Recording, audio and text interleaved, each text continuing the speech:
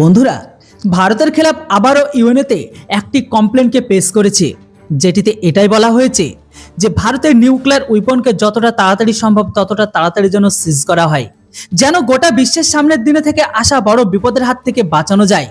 বন্ধুরা, ঠিক এমন টাইপেরই কমপ্লেন আমাদের একটি পড়শি দেশ করেছে ভারতের খেলাফ। আপনারা বিশ্বাসও করতে পারবেন না যে ভারতের খেলাফ সেই পড়শি দেশটি এমন কমপ্লেনকে পেশ করেছে যারা নিজেরাই জানে না তাদের পরমাণু অস্ত্র কার হাতে রয়েছে।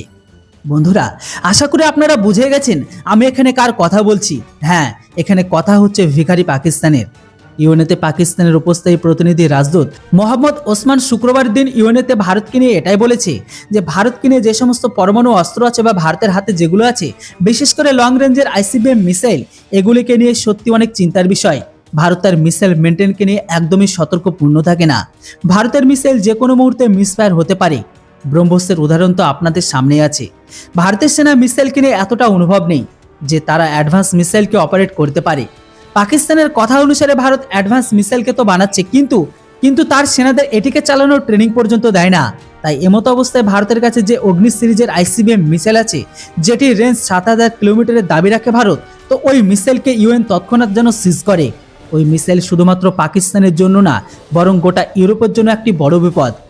এখন বন্ধুরা, এই আর্টিকেলের মাধ্যমে জানা যায় যে পাকিস্তানের থিঙ্ক ট্যাঙ্ক এই অ্যাডভান্স মিসাইলকে নিয়ে কিভাবে পাকিস্তানের বড় রক্ষা বিশেষজ্ঞরা মানে শেরকাকর আলী, উনি তো এটাকে পর্যন্ত বলে দিয়েছে যে ভারত এখন শুধু ইউরোপ নয়, আমেরিকাকে পর্যন্ত টার্গেট করার জন্য অগ্নি 6 এর উপর কাজ করছে দ্রুতগতিতে।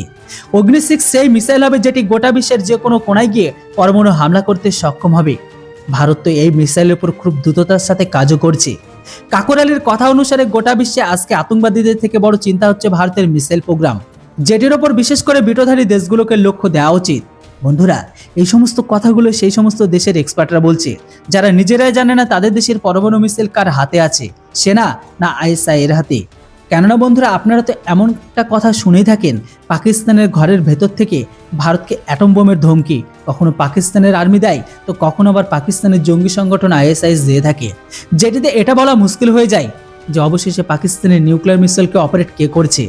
যেটাই হোক, পাকিস্তান গোটা বিশ্বকে বলতে চাইছে ভারতের পরমাণু অস্ত্র গোটা বিশ্বের জন্য চিন্তা বিষয়, অথচ এই পাকিস্তানের ডলারের মূল্যে চুপচাপ তাদের ইউরেনিয়ামকে ইরান, তুর্কি আর অন্যান্য মুসলিম ওয়ার্ল্ডে পাঠিয়ে দিচ্ছে যেন তারা পরমাণু অস্ত্রকে বানাতে পারে।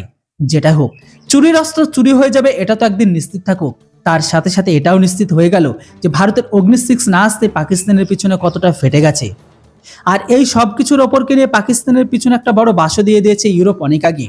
এই ভিখারি দেশটির অনেক বড় একটা অভ্যাস খারাপ আছে যে এরা নিজেদের পেছন দেখার আগে অন্যের পেছনটায় দেখতে বেশি পছন্দ করে, ঠিক কাংলাদের মতো।